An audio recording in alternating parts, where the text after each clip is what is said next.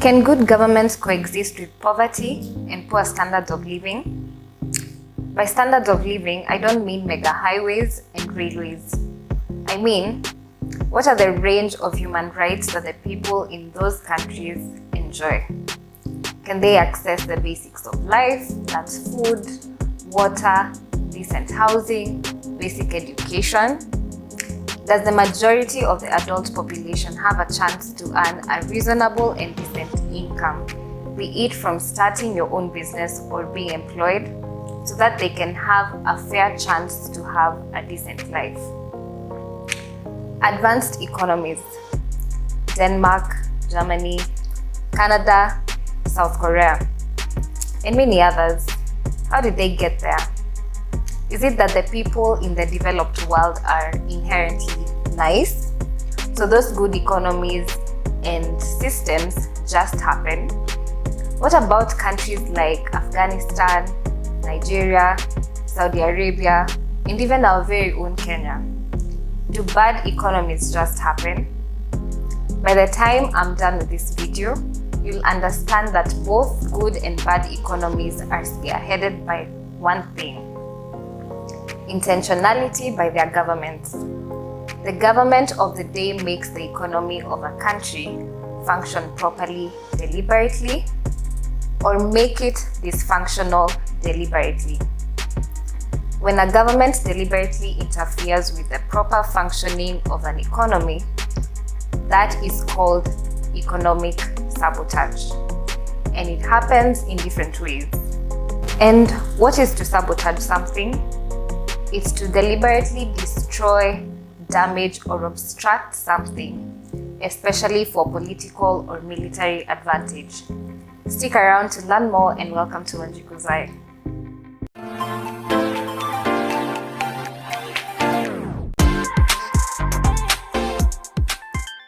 To my new subscribers and the veterans, thank you so much for joining us once again. My name is Susan Wanjiku, and I'm the founder of Wanjikuseyeke.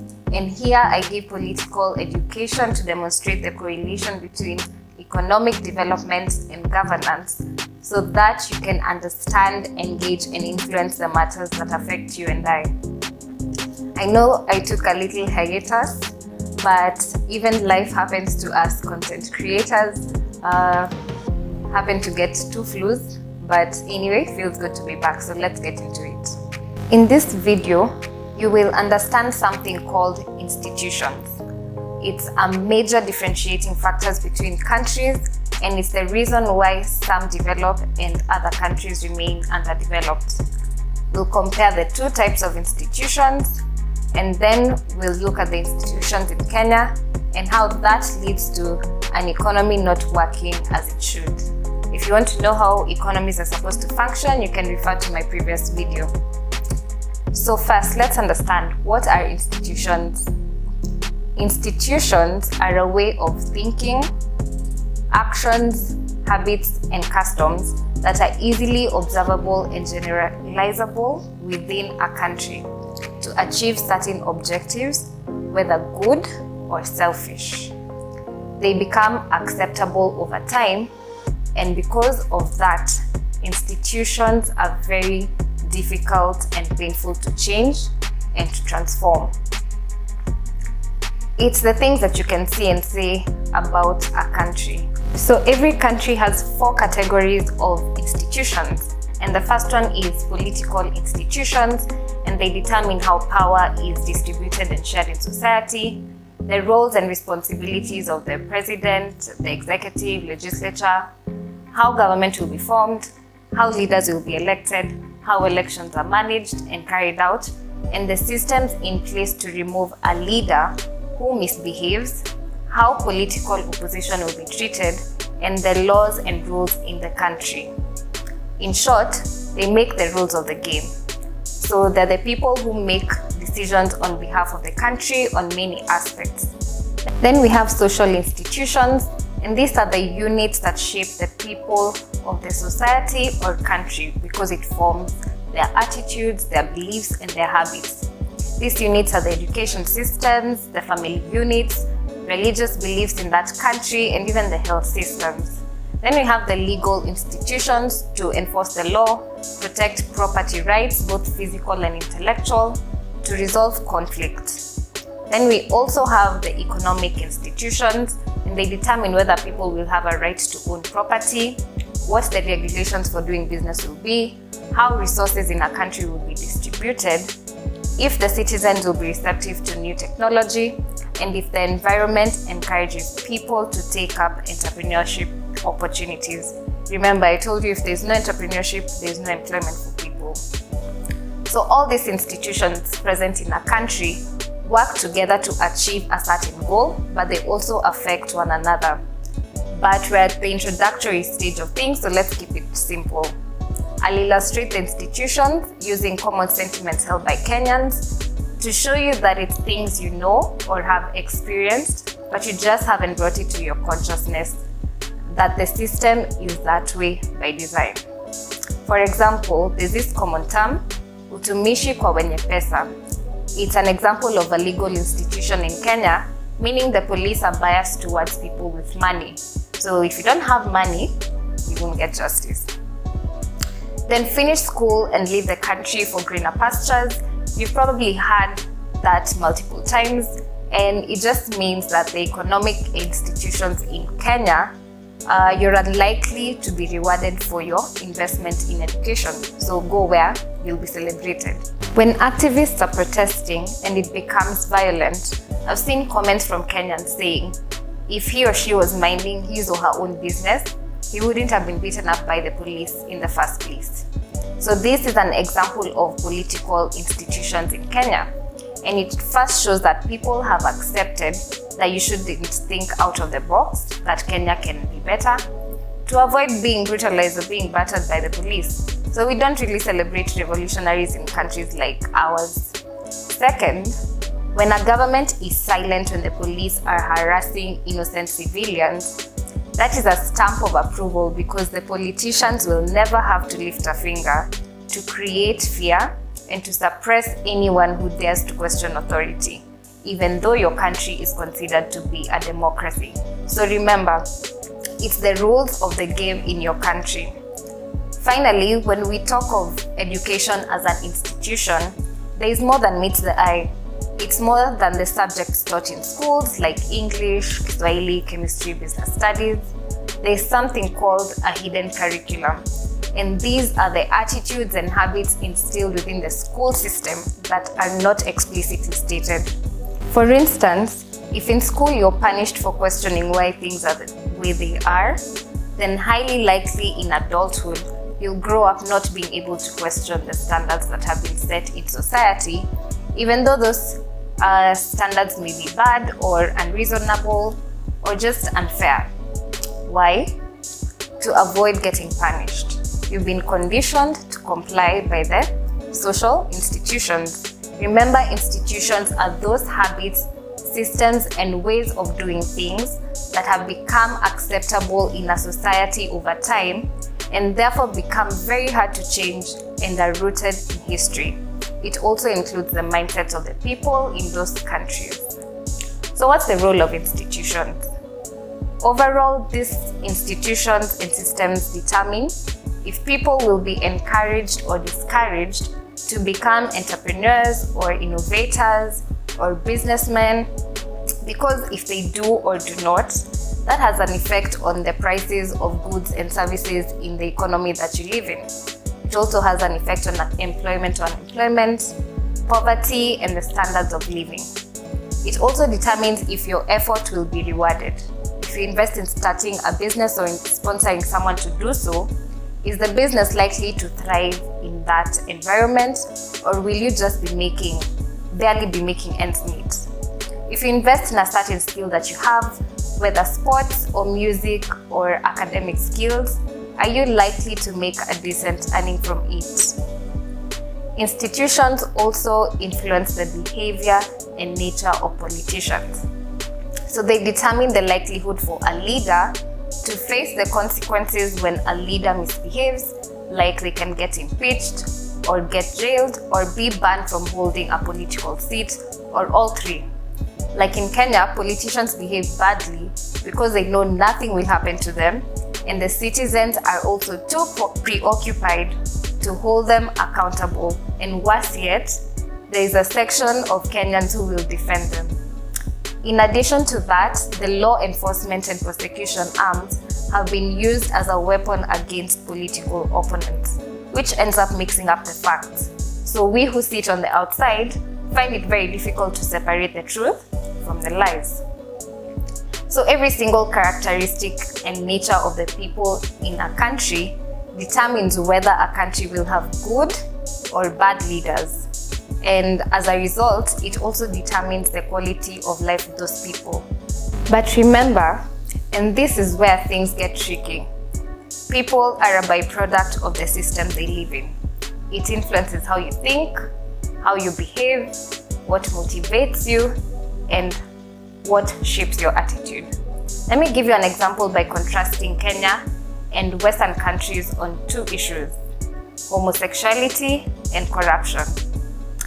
In Kenya, identifying as part of the LGBTQ+ community could have you getting stoned by your fellow citizens and generally being discriminated against, like not getting a job. And in Western countries, identifying as part of that community is not a big deal. On the other hand, when it comes to corruption, in Kenya, being a corrupt leader and abusing your office as a politician makes you eligible to run for the highest seat in Kenya and in the counties. However, in Western countries, and not that they don't have their own kind of corruption, but if you're discovered, you'll regret it. You could be forced to step down from your leadership position, or you pay very hefty fines, or you could even be jailed, or all three of them. So countries generally fall under two types of institutions, and those are extractive institutions or inclusive institutions. But sometimes they can be partially inclusive or partially extractive. So let's differentiate with the characteristics. Inclusive institutions are those that favor a majority of the population. When it comes to the economics, you'll notice that the environment encourages people to be innovative, and they have a chance to make money off that. And likewise, people have the freedom to decide which career path they are best suited for and to invest in those skills and education. And that's why some of these countries have very high levels of specialization and some of the most unconventional jobs. Like you can become a handwriting expert or a professional sleeper to test mattresses and pillows, or a food stylist. You can become a house help or a domestic manager and make a decent living off of it. And your art can make you money, your music, your sports skills, your intellectual abilities. In short, there's space for everyone. Why is this possible? Because over time, as new money is created in the economy, when businesses are thriving and a majority of people are employed and earning, the demand for new goods and services come up. So again, refer to my previous video called Demand and Disposable Income to understand the process better. When it comes to their politics, you'll notice that they tolerate differences in opinion and ideology, in that criticizing a politician isn't wishing a death sentence upon yourself or risking harassment of you and your family. In addition to that, they're mostly democratic and the elections are mostly free and fair. So those two combined makes it much easier and effective to hold leaders accountable, because governments are demanded to be transparent so that information is more easily accessible. But don't mistake me, I'm not saying that these countries are perfect. Some of them are extremely cruel to immigrants, they're racist, they commit war crimes, they exploit poor countries by taking advantage of the fact that they have weak governments or poor leadership, among other issues. But that's a whole different topic. But the main question here is, how do they treat their own people? Do they have the basics of life? And can they enjoy many other rights? Now, extractive institutions are the opposite of that. For the economics, again, poverty is a common feature, high unemployment rate, high cost of living, a majority of people don't have the basics, and freedom of speech and freedom of the media are just a dream or an illusion. So why is this the case? You invest in your degree, in your education, only to be told that your degree is useless. Or if you want to start a business, you need like 20 licenses, all at a fee. So what happens if you can't afford it? So they discourage entrepreneurship. Another dominant feature is you end up with two extremes. So you have very few wealthy people, extremely wealthy, and very many poor people. When it comes to the politics of extractive institutions, the predominant feature of the politics in such countries is one person has too much power, and the power is concentrated in the hands of a few people or a few families, and there is gross abuse of power with no consequences. And because of that, any person, whether a political opponent, whether a civilian, who is seen as a threat to the existing order, is met with serious violence and hostility to send a message to the rest of the population. And this violence could be psychological, like character assassination, running smear campaigns, or spreading outright lies, or physical violence like torture or assassination.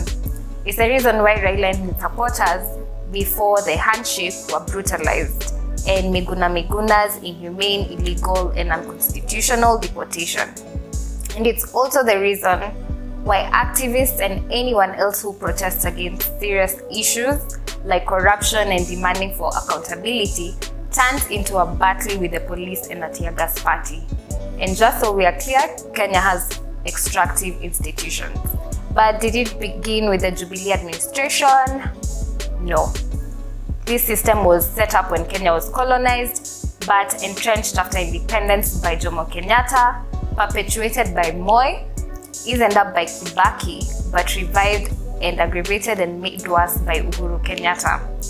One of the most important things to note is that extractive institutions are self-perpetuating, meaning they renew themselves indefinitely.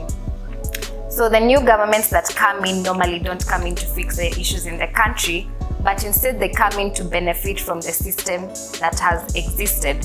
It's more like it's our turn to eat mentality. You might be wondering, what makes this system thrive? Two things: corruption and rule of law. When you think of corruption, think of it as a person in a public office, whether a politician, policeman, a judge, or a civil servant, using their power for private gain. So to explain what rule of law is, I'll use a simple example. A person steals a chicken to feed his hungry family, gets 9 years in prison, while a politician who steals money in the sums of billions of Kenya shillings can run for president, deputy, county governor, whatever. In that sense, the law has been applied unfairly, and especially when you look at the context. Now, corruption undermines the rule of law such that it makes it impossible to achieve checks and balances and for everyone to be equal before the law. Corruption in Kenya makes it impossible for the members of parliament to hold the president and the deputy and the cabinet accountable. It's also the same thing that will make a police officer put false charges on you if you don't give him a bribe, and nothing will happen to him. And there are many other examples of this. So, what makes Kenya extractive, and how does this sabotage the economy? So Kenya was ranked at position 138 out of 184 in the Economic Freedom Index of 2021, making it an unfree economy. In short, it's difficult to control your destiny here in Kenya because many factors are working to your disadvantage. Whether you decide to get a degree or not, whether you decide to get employed or not, whether you decide to start a business or not. And that explains why people leave this country to go and invest their money elsewhere when it comes to starting a business. Also, those who've had an opportunity to get a good education leave this country because they have a better chance to get a return on their education in some countries as opposed to here in Kenya. So the first way the government sabotages the economy is good politics. I know it sounds very contradictory, so let me explain. At the beginning of this series, I termed politics as the battle for power and influence over natural resources, financial resources, human resources, and a battle to control information because information manages the expectations and perceptions that people have. So a good politician knows how to get the power and how to keep it. And they only have two missions: to get elected and re-elected by all means. So a good politician and a good person are two very different things, and not by my standard, but by society's standard. Good politics involves serving the interest of the ones who put you in power, which could be the citizens in a functional democracy or the elites in a dictatorship or dysfunctional democracy like Kenya. So bad politics is not serving the interests of those who put you in power, meaning they could overthrow you or not vote for you. For example, if you live in a society where voters want a bribe before they can vote for you, it's very simple: bribe and win, or stick to your values and lose. Susan Silantoi, when campaigning for the Nairobi Senator position in 2017, showed us that it's difficult to win over voters in Kenya if you don't give handouts or bribes. And if you live in a society where most voters are against bribery, if you bribe them, you could end up in jail or just lose the election. So in Kenya, the elections are very high stake and hardly ever credible, that is known. So good politics here means you play and dance to the tune of the people who will help you win by whatever means, especially where there is high competition. You play to the whims of whoever will get you into power, and you play according to the rules of the system you're in.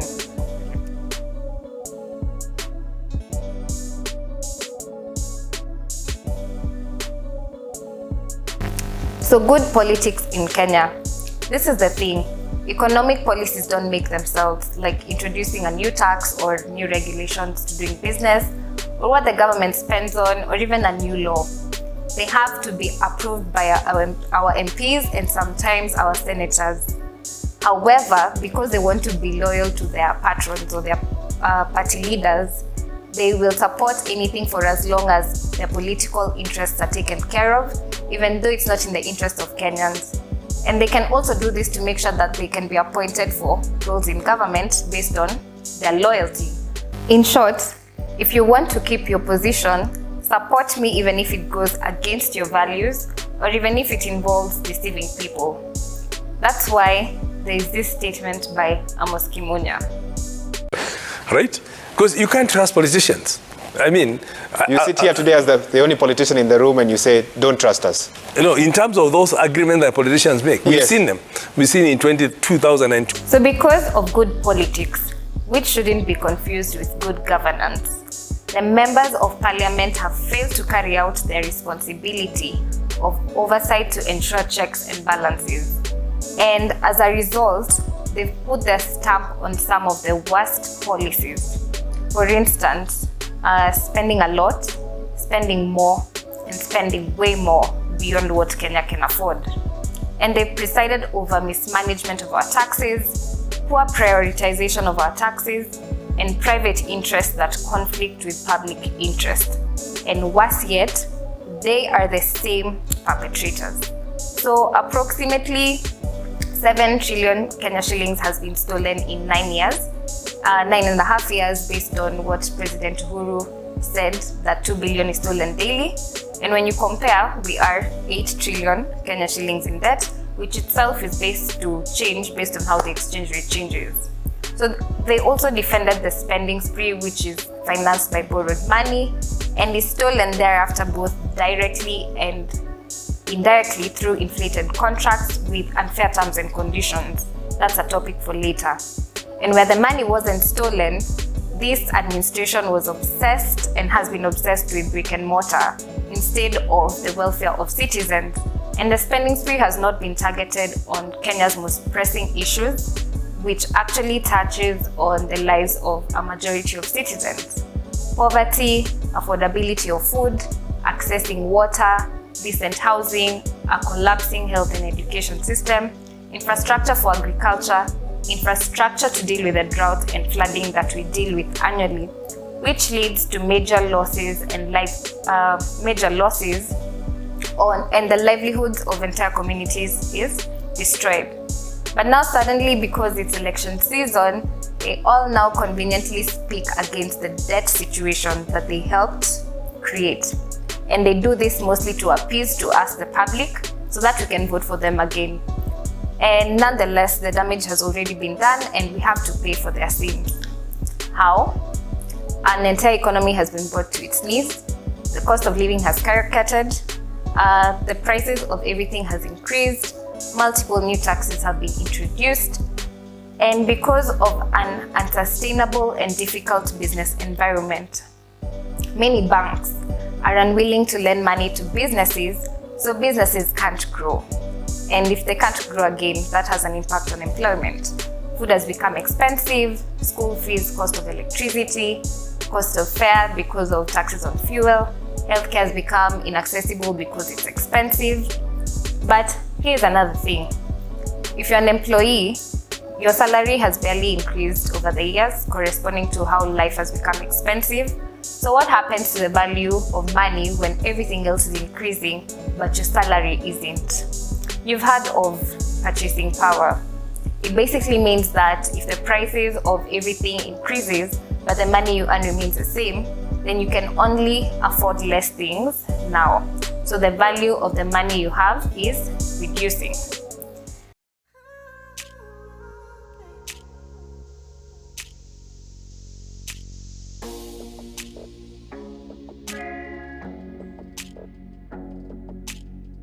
To conclude, guys, I know this is a very heavy topic. It might even be a bit chilling because of how things are interconnected. As a matter of fact, it might even make you feel more hopeless. But the bottom line of this video is this. As you try and understand why Kenya is the way that it is, reflect on this. Who exactly does it benefit if the people of Kenya can't have a life of dignity or determine their own destinies? Is it a few wealthy families, or is it some countries? Also ask yourself, how exactly do they benefit from the system remaining the way it is? Does it mean that they control the information that you have at your disposal, therefore controlling your perception and judgment on the issues in society? Or does a bad economy keep you preoccupied so that you don't have time to hold leaders accountable? Also, well, you need like 5 side hustles to make ends meet. Or you also see what's happening to the people who advocate for change. So you've been conditioned to stay in your place. Think about all that's happening around you for a minute. The system is like that by design. That's the intention, and it's not just a Kenyan thing, it's in very many African countries. Watch out for my next video where I cover the second way that the government is sabotaging the economy of Kenya. If you found this video to be useful, make sure to leave a comment down below, like, and most importantly, share so that we can have a community of more people who are politically educated. Also, don't forget to subscribe. If you'd like to understand these issues and concepts better, and for the sake of references, I've attached some useful links in the description box. As always, thanks for watching. I'll see you in the next one. Cheers.